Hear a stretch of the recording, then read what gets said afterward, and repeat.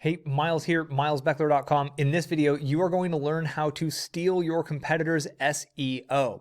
Specifically, you're going to learn about a free search engine optimization tool and a process that you can leverage to figure out why your competitors are ranking on Google. And this will allow you to understand how to reverse engineer that. Now, before we jump into the content and I jump on my computer to show you how, I got to throw a disclaimer out here. In no way, shape, or form are you ever supposed to copy their content. Plagiarism is not only unethical, it's wrong, it's illegal.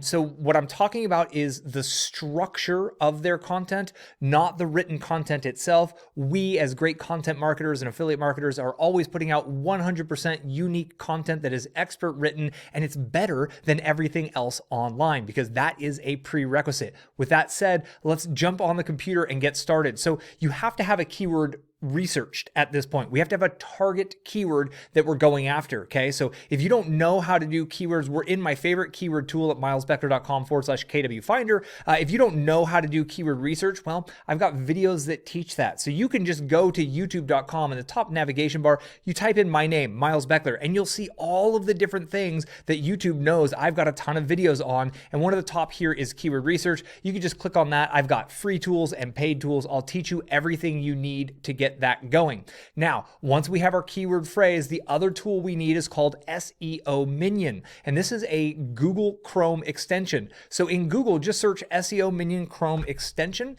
and you'll see the chrome.google.com URL. This is where you can install the extension onto your browser.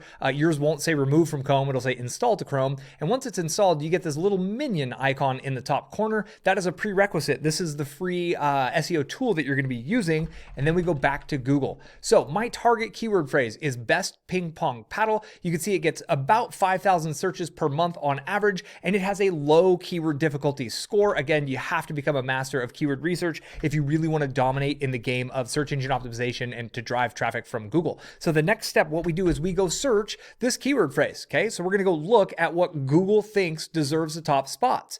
Google is showing us right here, plain as day, clear as day, these are the top posts that are ranking on Google. Why? Because they're optimized the best. They're better optimized than any of the other posts. Now, what you'll find in these kinds of search engine results is often two types of content, three types. So number one is unique independent bloggers like you and me. Number two would be big time like media sites, Huffington Post, Business Insider, big magazines, Popular Mechanics, Forbes, Wired, etc. And then number three is the e-commerce, the Amazons of the world and the Walmarts, etc. We only utilize this process on the independent blogger content. Okay, so you're looking, because that's your actual competition as a blogger, as kind of a bootstrap digital entrepreneur. Now on this page, they're pretty much, that's what they all are. So here's what I do. We're gonna go through the process together. First, I get a spreadsheet. In the spreadsheet, I have my keyword phrase, and then I've got a few extra columns: word count, H2, H3, H4, the number of keywords in content, and that's it. You're gonna want to repeat this process for probably the top 7 to 10 results that are showing up for your target keyword phrase. I'm going to do it for like 3 of them because I don't want to waste your time. It's the same process multiplied over. And the average of all 7 to 10 that you pull, those are your marching orders. That is what you build your post around. That is how you craft your post. That is the secret. That's what we're getting from our competitors. So what I'm going to do is I'm going to hold control and I'm going to click to open a few of these. And I'm just looking. So the first one, let's see, was that Pong Boss right there? So best ping pong tables.review. Then we have Pong Boss, and then we have Ping Pong Perfect, Ping Pong Ruler. What are some of these other names? I love it. Pingthatpong.com. Oh my gosh, I just found my favorite new niche example ever. So again, you would be doing this for like 5, 7, 10 of these because the more data you get, the better you're going to understand. First thing I'm doing is I'm going to look through this. Is this what I think it is? A review-based piece of content that I'm going after?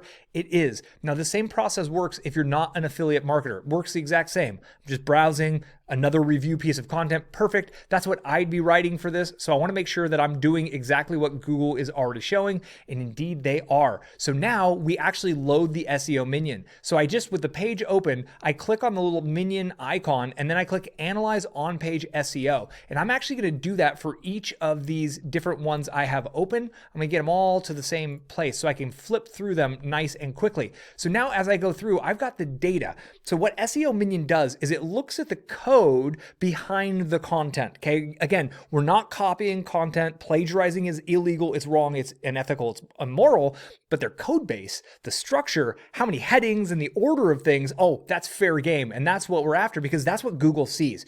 Google's algorithm is a mathematical algorithm and it's looking at numbers, numerical values. How many words does it have? How many times does it have the keyword in there? How many headings do they have? How many H2s? How many H3s? Etc., etc., etc. So when we go find what is currently working on Google and we replicate that on our post, the likelihood of us ranking goes through the roof versus completely winging it and absolutely just making it up and pulling it out of thin air. Obviously, data-driven decisions in business are going to get you farther than pulling things out of your ear or other parts that you don't need to be pulling things out of. So let's move on with this. The first thing is we're looking at word count. So I can see on this first one, it's right below the URL, 3,564 words on this one. So I'm just going to go plug that in. So 3564. And then I go on to the next one. So I'm going to open the next one and I've got 3758. And then the next one, the final one here is 4642. Now, again, you want to do this for 7 to 10. I'm doing it for 3 because it's enough to give us an example and I'm not going to waste your time. You're not doing it for just 3. Get it? Got it. Good. Hit me in the comments if you get it. The next one we're after is the H2s. So this is one of the most valuable parts of this plugin. When you scroll down, you notice this headings area and I'm going to click show all headings. And they have 2 ways to sort it. Okay, there's the sort by type and then there's the no sorting option. Sort by type groups them all together. So it's going to let you quickly see how many H1s, how many H2s, how many H3s.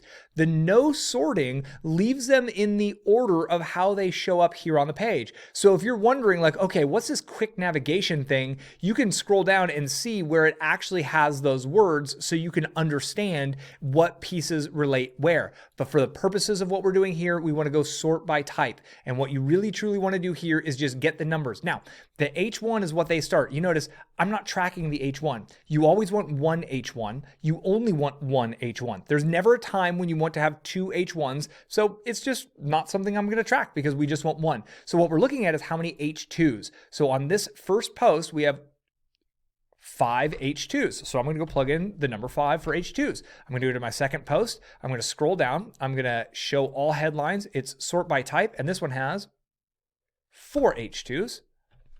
And then the third one, I'm going to go through and I'm going to look down and the third one has 5 H2s.